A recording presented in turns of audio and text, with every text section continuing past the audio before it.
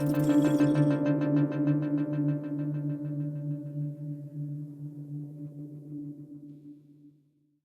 everyone, welcome back to Looking Outside. I'm your host Jo Lupore, and today I feel so lucky. I'm often asked how I meet the amazing people that I have on my show. Sometimes, rarely, it's really incidental. One kind human being invites me somewhere and I meet another kind human being that says yes to coming on my show and talking about a topic that I haven't had a chance to explore yet, like today. Today we're doing just that, talking about something really special. We're talking about photography and conservation with nature photographer Derek Nielsen. Hey Derek. Hello, thank you. Thank you for having me on the show. Nice to see you again after we saw each other live in person in Barcelona.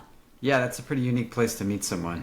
Yeah, definitely. At a networking event, or not even, just like a gathering, and just hit it off and just start sharing stories. And then the way you were like, hey, by the way. yeah, by the way. Cornered Derek, basically. So he came on, he said yes to coming on my show, which I'm so thankful for. So I think that people will instantly understand why I asked you when you tell them a little bit about yourself. Yeah, well, I am a nature and wildlife conservation photographer. That is a mouthful, but that is essentially like what I've become. And I didn't intend on being one. This whole mission and journey started out as a traveler who liked to bring a camera around. And then I began to see more and more things with my eyes and with my camera that were haunting or uncomfortable. And on a climate side of things, whether it was deforestation or melting glaciers or poaching or whatever it may be, and I started to travel to places where I knew those things were happening, like East Africa, Borneo, Antarctica, Patagonia, Iceland. The list goes on these days. I can basically travel anywhere and find something to document. But then it just became a life's calling and something that I couldn't turn my back to. So seeing these places, I felt an immense sense of responsibility to bring the message that I was seeing, and their message as unspoken creatures of the planet, like the plants, animals, and such, to share the story of what's truly happening there, not just hearsay or someone's agenda, but like this is real documented footage. And I now do it in a way that is bringing the beauty of those places to the public, because that is something that people can fall in love with. And that's really, I chose not to go the photojournalistic side, even though I do that. It's more impactful to give people hope than cripple them into inaction. And I feel like with really stunningly beautiful images, it'll inspire them to take action through donations or charity work, or even just travel there. Sometimes that's enough to stimulate the economy or become an ambassador yourself. So that is how I became a wildlife and nature conservation photographer. Amazing.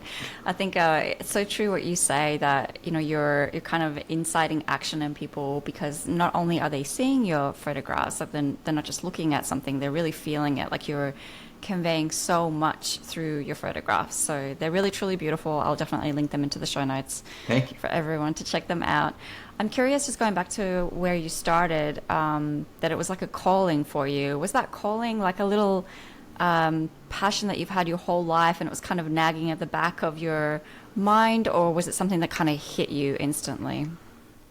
I mean, I've always been fascinated with nature, even from growing up in a small town in Illinois, where I maybe had like 80 people in the whole town when I was growing up, and like of that there weren't many kids to play with. And since everything was spread out, and this is maybe the mid 80s, like there weren't like things to distract you. You went outside and you played. And so my backyard, I was really fortunate. I had a forest that had a swamp and had a pond, and when I didn't have friends to play with, I would just go get lost in the swamp by myself for hours, or in the forest, and just look for bugs and snakes and frogs, and just like they became my friends, and my curiosity to just find stuff. I was completely fearless of what I would pick up or find, knowing that there weren't a lot of like dangerous, poisonous animals in Illinois.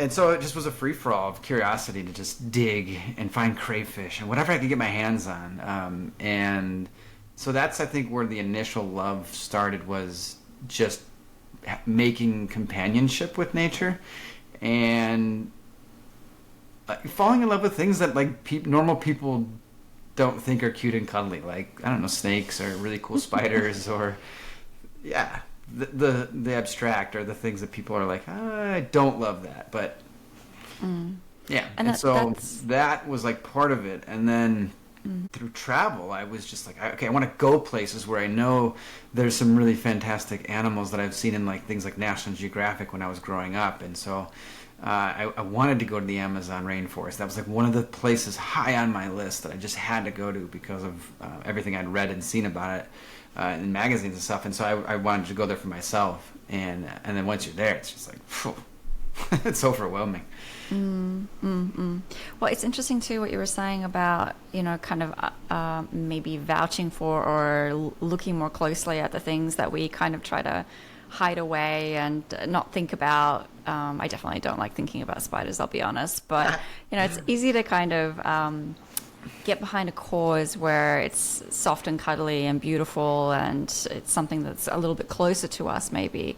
But when it's something that seems so far away and distant, and like the Amazon rainforest deforestation, people know about it vaguely. I know it's happening, it's an issue, but it feels so far removed from their day-to-day lives, and maybe there are, less, approachable kind of soft and cuddly aspects of it that are harder for people to kind of even deal with themselves. Like, it's a lot to confront.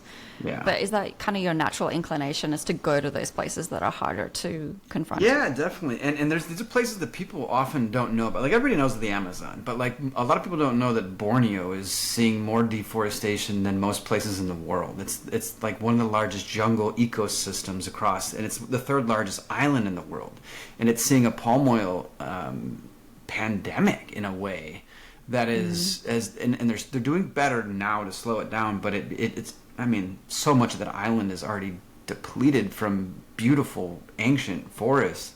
And when I go and bring back photographs of orangutans, I actually have a piece in an upcoming art show that I decided that I was not going to make money on, because I mean, maybe there's somebody that wants to buy a photograph of an orangutan, and I have sold some, but the sure bang for my buck would have been awesome print of Chicago in a Chicago art fair, or like something, I don't know, some majestic mountain scene that everyone can relate to. But I was like, no, I want to have a conversation starter about the super charismatic flora and fauna in this place.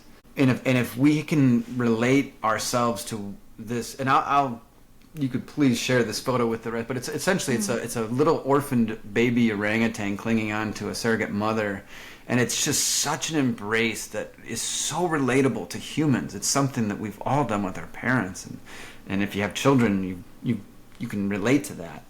And so I would go to a place like Borneo and hoping to photograph some sort of beautiful interaction like that will then save the green tree vipers, that will then save every little thing that most people aren't like, oh, I want a picture of a snake on my wall, even though it's a stunningly beautiful snake. I don't think I'll sell many of them, but potentially, like, having this conversation about something cute and cuddly could save the jungles of Borneo, could save the elephants that are there, the tribal indigenous people who are there, and certainly any of the plants that are being harvested for hardwood, or just chopped down clear cutting for a monocrop palm oil plantation. And it must be an interesting position that you're in, where and I mean, like, this is such a common position that a lot of people are in, where they're trying to do good in the world, but they're still kind of taking an income rise. Yeah. You're making money off of your photographs, but right.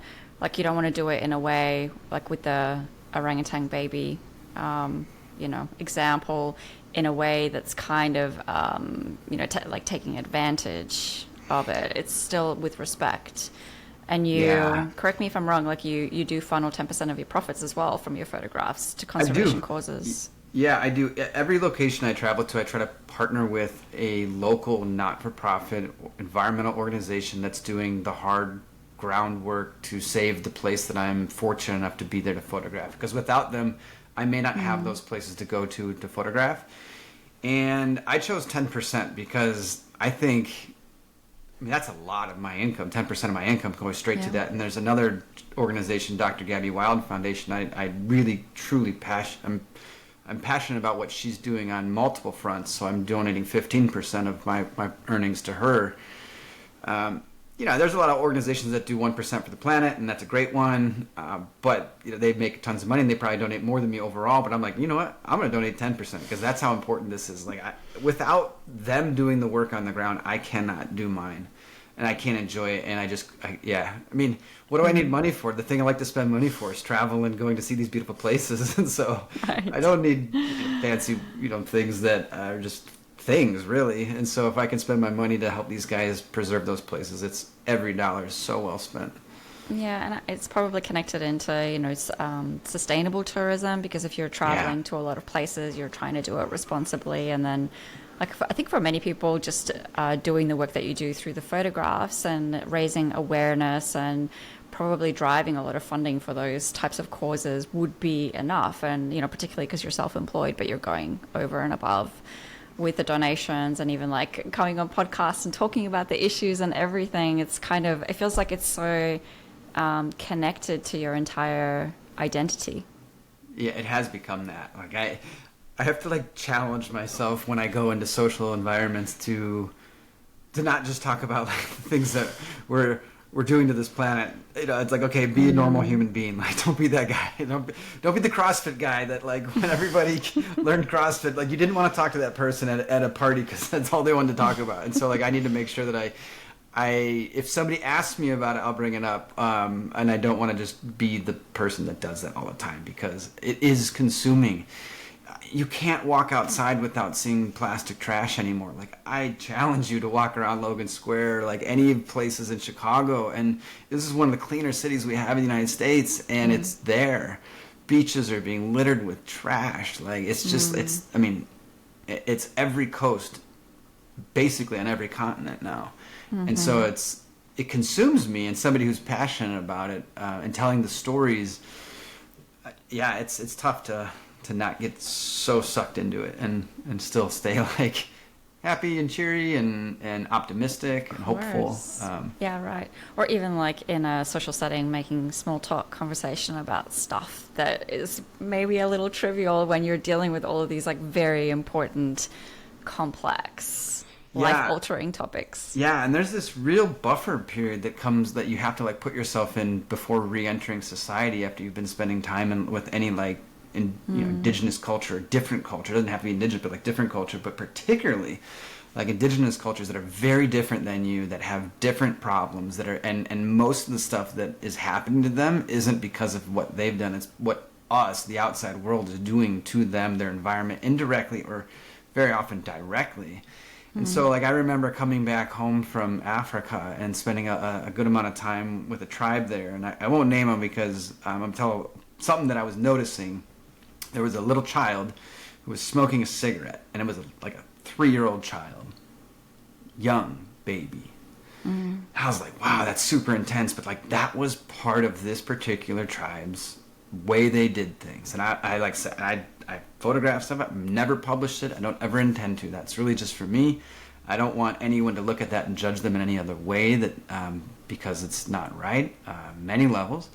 And I came home after spending this time with them, and my buddy was complaining about one of his kids was doing this, that, and the other, and I'd really hadn't gone through that transition yet back to American Chicago society, and I was man, at least your kid's not smoking cigarettes at 3. Whoa!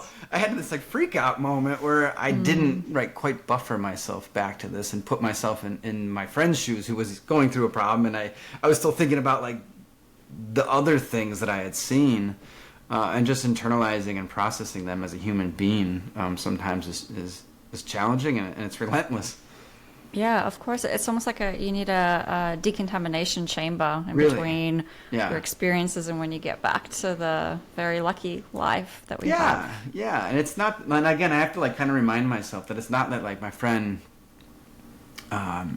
is a jerk or is insensitive. He was just dealing with something in his bubble, in his moment, and that was his reality. And I'm splitting these realities of like, whoa, like your issue isn't a big issue, man. Like your kid left his shoes or whatever in the car, didn't have them for the next event. Like big deal. Like yeah. So. But I think context and perspective and getting outside of the bubble that we operate in is so important because you're right. You just get caught up in the really, really small stuff so easily. Yeah. Which actually leads me to a question that I did have for you about the bubble, because I can imagine that everything's kind of relative for you in a way, but like everywhere you go, you see the catastrophe of what's happening with the environment. And even if it's big, like Borneo, if it's small, like litter, like it's everywhere. So do you, I guess, how do you approach that? Do you go in expecting things to be awful, degraded environmentally, or do you become desensitized to it? There's a lot of really beautiful places left on this planet, which is reassuring. I've become desensitized to it, tell you the truth. I get upset when I see new things that I've never, like my brain hasn't imagined yet, or I haven't seen it through a documentary or some readings. And so when I see something new, I'm like, oh my gosh, this too?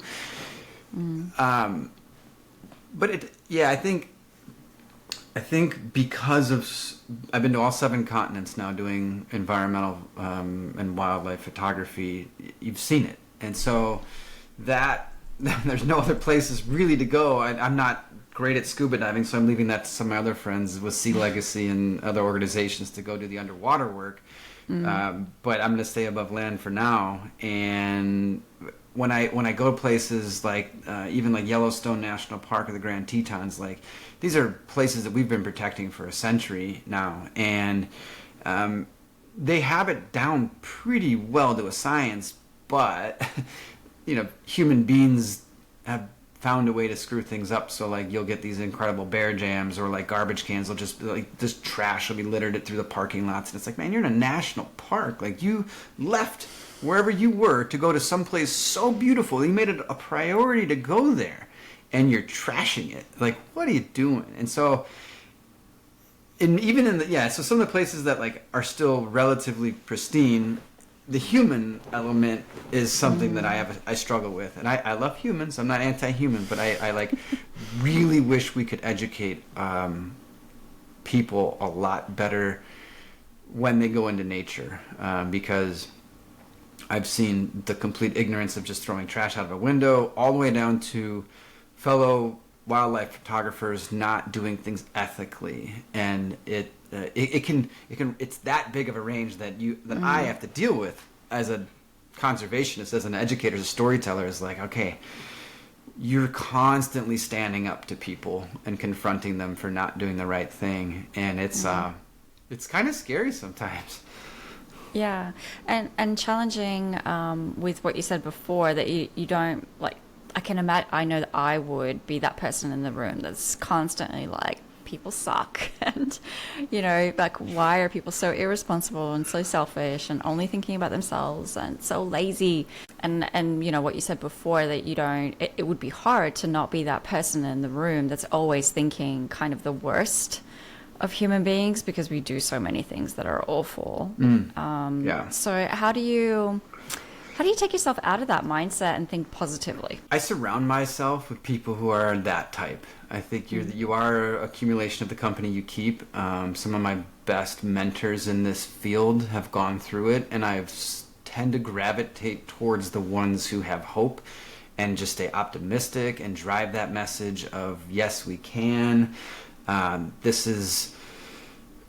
If I were to surround myself with the other side, I would probably lose the love for the craft altogether and move off to some like remote island and just say, screw it. Like because I surround myself with such optimistic, great people who are really doing amazing things. And when I go to places like, let's say the Serengeti or Tarangire National Park, these are places that are so unbelievably beautiful still, that it reminds you that there's still hope. There's wins happening in conservation. You have to read the good. We get too much of the bad. It's political news, it's conservation news, it's everything. You don't often hear the good stories. You only hear the shocker headline, the headlines that make you share with your friends because you're outraged. Right. Well, share with your friends because you're encouraged. And so I think Yeah. I got rid of cable.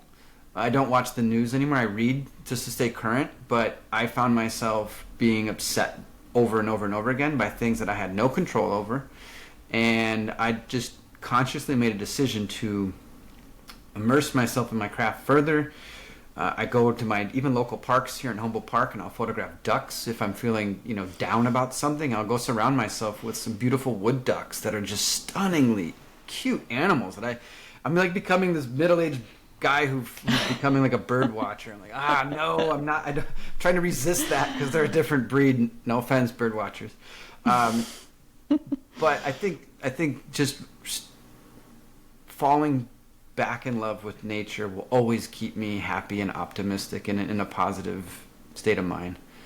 Yeah, well, maybe, we've walked past each other in Humboldt Park. My dog would have been the one chasing those ducks. Yeah, that's right. Come on down. If you want to explore Humboldt Park with me, I can bring Dozy. She's pretty good with other dogs. If you want to get some really intimate action on some of the baby geese and ducks, maybe I'll leave the dogs in the car for now. But yeah. Yeah, I love that. There are so many positive stories. I mean, even just when you were talking, I was thinking about my dog chasing the ducks and the birds. But the journey that she has made in, being a rescue animal, and I know that you post a lot with your dog as well. So yeah. I know you're a dog lover. So, the journey of, taking in something that has been harmed and giving it new life. I think that it's a synergistic story to what you're saying about conservation. It's like, what small act can you make that improves the lives of others or of the planet? Yeah, absolutely. And I think I've been learning a lot about different ways to approach conservation lately. And I've been having a lot of self journeys through like just reflections on things in my own life. And somebody said something the other day that really resonated with me. I think a lot of us, and particularly myself, have been through various traumas in our lives. And you can choose to let that define you or let that consume you. Or you can actively choose to take a positive approach to the rest of your life. And somebody said when you're doing things like around conservation, like you can still use that same mindset that like when you see stuff, I see trash on my street all the time, and I've decided that about this time last year I was like, I'm gonna go out and start picking it up. Like I'm gonna do something about it. I'm not gonna let, not only not gonna bother me, but I'm not gonna let it make me angry about the people who are doing it. And so I decided, okay, I'm gonna go pick up 2 bags of trash every day, whenever I can. And my dog and I, just the two of us, have just hit our 147th and 148th bag of plastic trash pulled out of our neighborhood. And the entire time, as much as I know the people who do it, and I know the houses that are like notorious offenders, but like I treat them with kindness, I treat them with respect, I smile. I chose the path of joy and kindness versus vilifying and demonizing. And because I never pointed the finger at them and said like, hey, stop littering, I just said, hey, you guys done with this? Can I pick it up? Like, are you good? And they're like, yeah. Oh, hey, sorry, man. No, sorry. Yeah, go ahead. You can take it. And then within a few months, I'd come around to those same problem houses, and then they're kind of gangster houses. They had some rough dudes on the porches, and I was always a little hesitant for my safety. But I would just say, hey, can I grab those empty bottles that you're not drinking? I'm just going to toss them out. And they're like, oh, yeah. And then the lady would be like, hey, don't do that anymore. He's just going to come back up the next day and pick it up. You know that. And so then what happened was they ended up putting a trash bin in front of their house. And so like just by being consistent, staying positive, kind, not demonizing, I made a change around known gangsters to start taking care of the planet. And now there's much less trash around that house because they know that I'm going to come by and pick it up. And they're like, oh man, Derek's a good guy. He's doing some good things. Let's not do that. And it was like, wow, that's a small little win in my own neighborhood. And that's one of the biggest messages I'm really promoting right now with conservation. Is yes, I love Sea Legacy. Yes, I love Greenpeace and these other organizations that are doing fantastic work around the globe on a massive scale.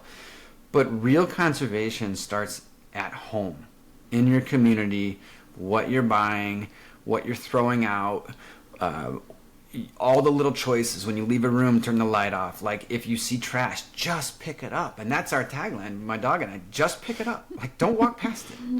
Yeah. Throw it away. I love that. I love that. It won't bite you. I picked up 148 bags of trash, and I didn't get sick once from the germs. Right. Like, I bet you my immune system is rock solid now. Right.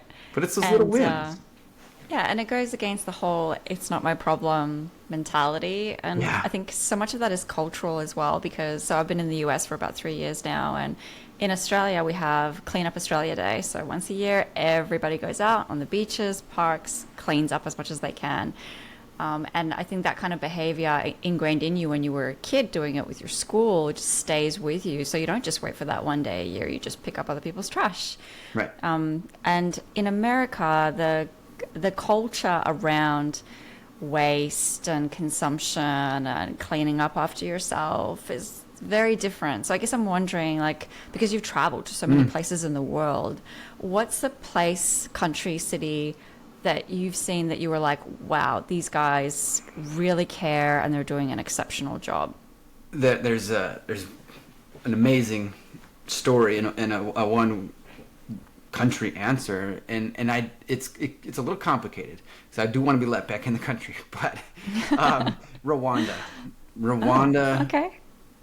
They do a monthly, the entire country shuts down, and everybody goes out and picks up trash. Everybody goes out and does maintenance on the roadsides, or like trims or mows lawns, or there's not a ton of like lawns there, but like they mow like highway spaces. Everything looks pretty pristine.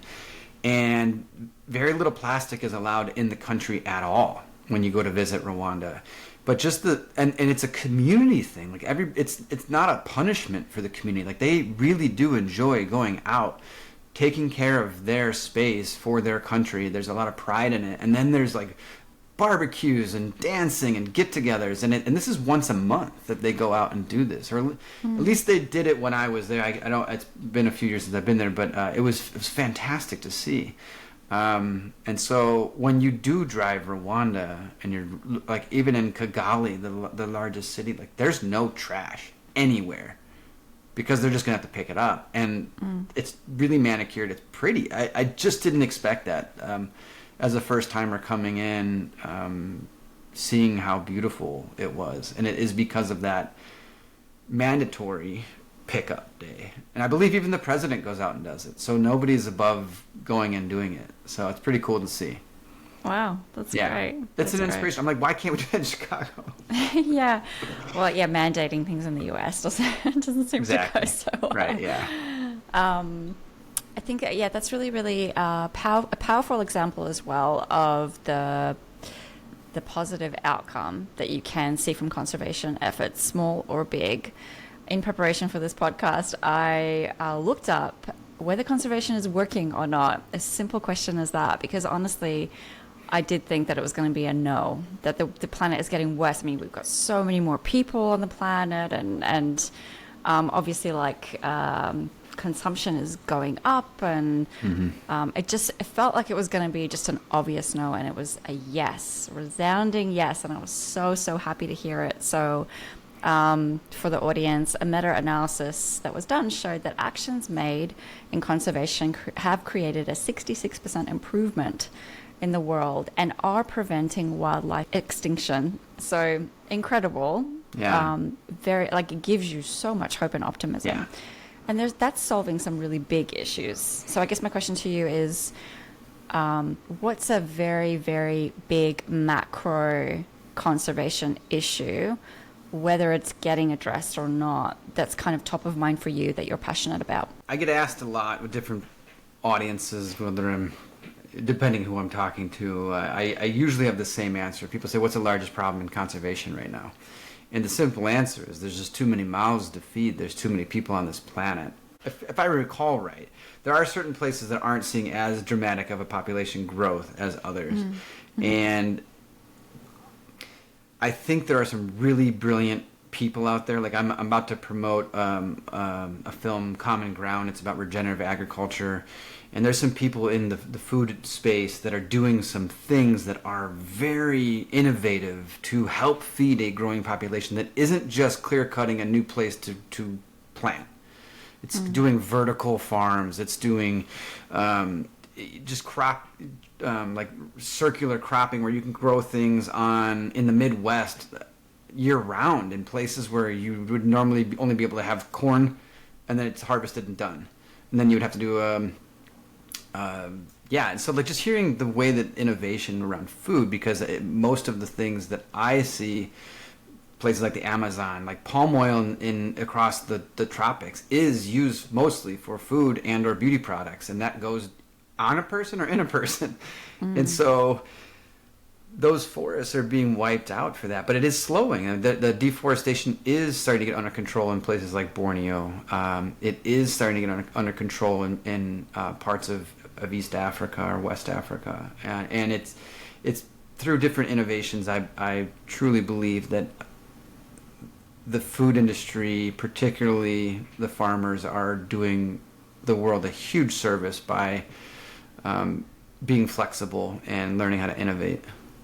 Yeah, especially when it's becoming harder to be a farmer and to be in the agriculture space, right? Like I was telling someone this morning, 150,000 fewer farmers today than 4 years ago. Wow. It's harder for young people to get into. The farming population is getting older, and then you're putting all these pressures of regenerative farming on farmers. Like, it's a tough gig, but that's the fuel that we need to like live. So and I think I'm encouraged by people's innovation. I love science. I love inventors, and I mean, when you look at Earth as a closed system that it truly is, and then you look at the land mass on Earth is also a closed system. We can't just pop up islands, and so the amount of growable space and livable space is finite. And we're going to have to come up with solutions for that. And thank goodness people really are. I think our generation, the generation a little bit before us, have taken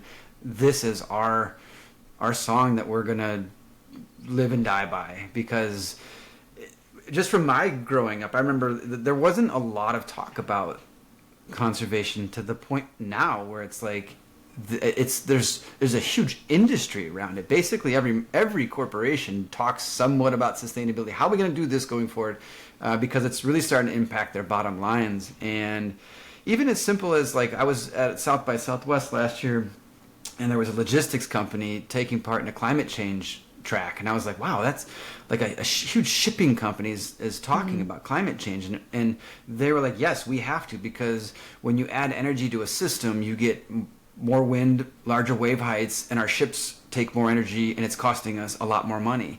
And so I don't know who said this, but it's a really common thing in business. The business will eventually do the right thing once they've exhausted every other opportunity or every other avenue they've looked at.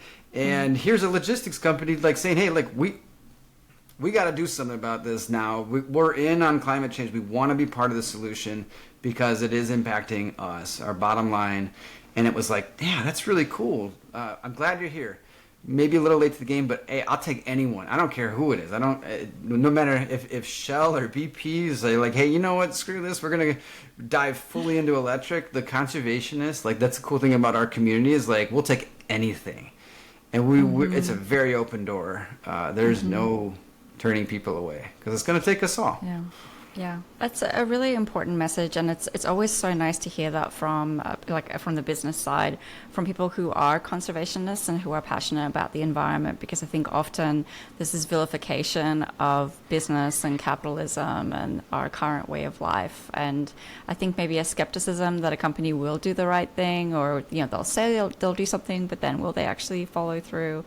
So any kind of encouragement for companies that we will celebrate your intention to do the right thing. We will celebrate when you make small steps. That's the positive direction. Yeah.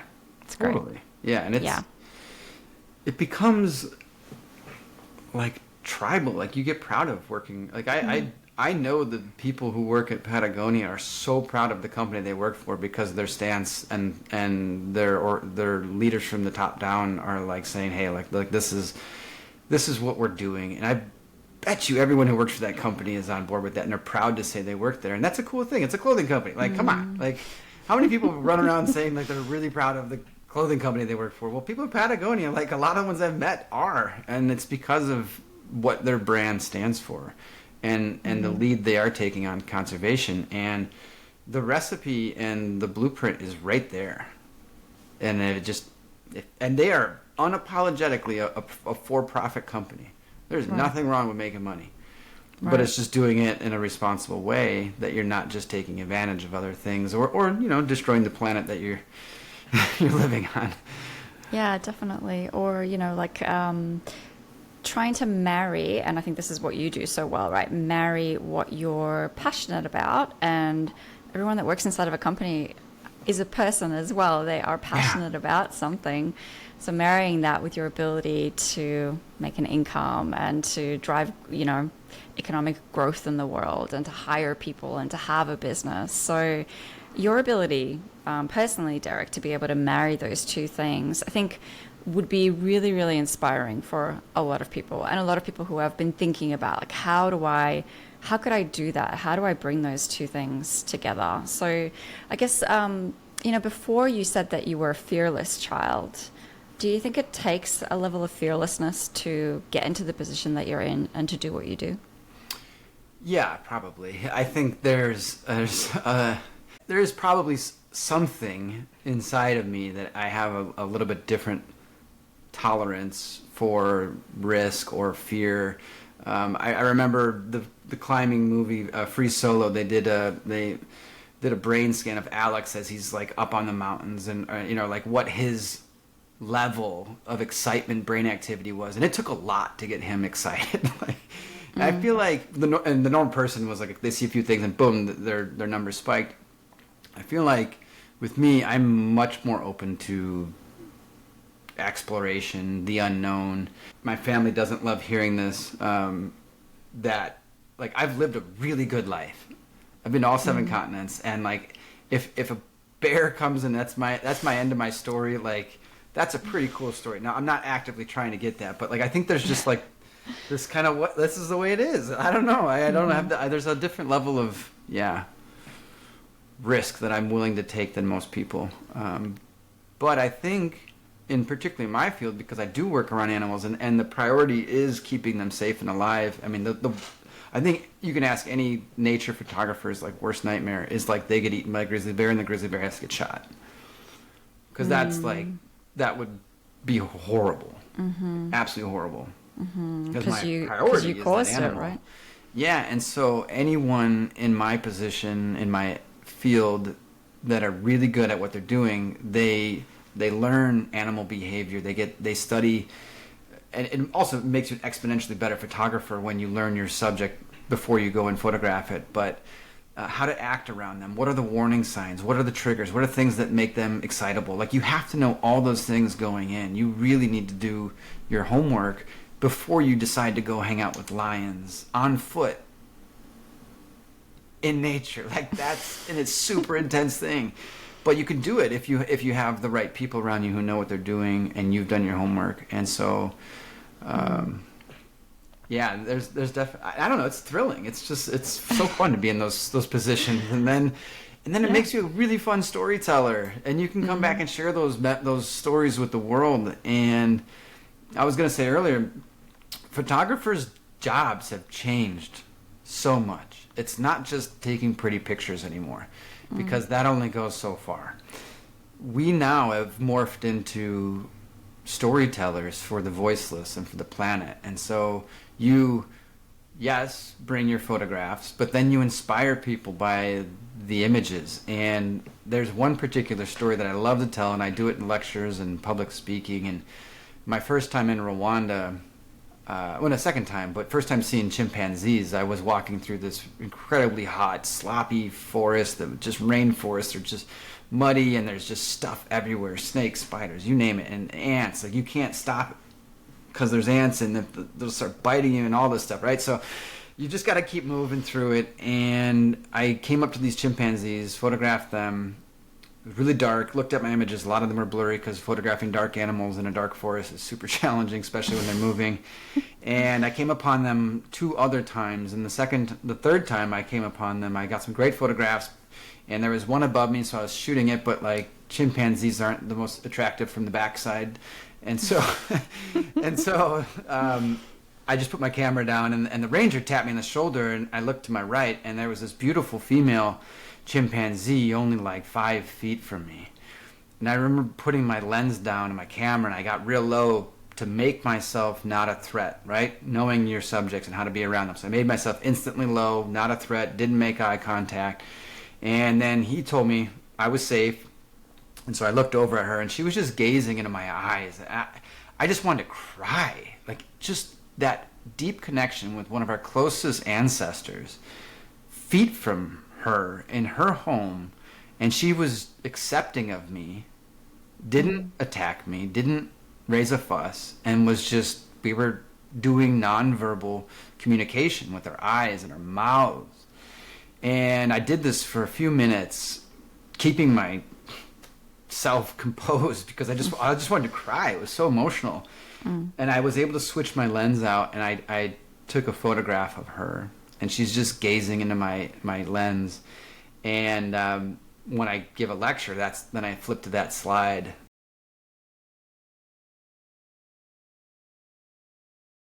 And the crowd and the audience just goes, oh, and it's just this beautiful animal, just so as described, curious about me.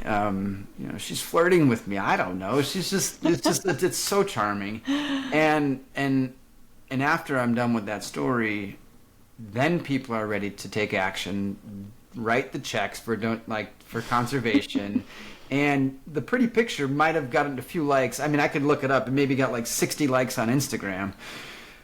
But telling the story about getting the photograph raised thousands of dollars for conservation. And that's cool. Yeah, definitely. And I'm sure you have a lot of photographs that have stories. Well, most of your photographs. Every single one. Every single one you could look at, and you're like, wow, okay, this was amazing. This was something. And that's why I say, like, I've experienced so much in my life of beauty that when I do get down or feeling like it's hopeless, I just go back and remember some of those memories, some of those images, and I have every file. I'm submitting some photos right now to the Wildlife Photographer of the Year, and I'm going back. I'm like, wow, that was amazing. My brain just has that. The synapses are firing. I probably even get a dopamine rush again from remembering what that experience was like. And it's all I need to keep going. Yeah, and you really relive it, and other people can live it through your photos. So it's really, and hopefully it's they powerful can stuff. Buy some, take it home, and put it on their wall, and they can live it every day and support conservation. Like win-win-win. Love it. Okay, so that's pretty heavy stuff. Yeah. And thank you for sharing how heavy it is, because of course that's the reality of the work that you're doing.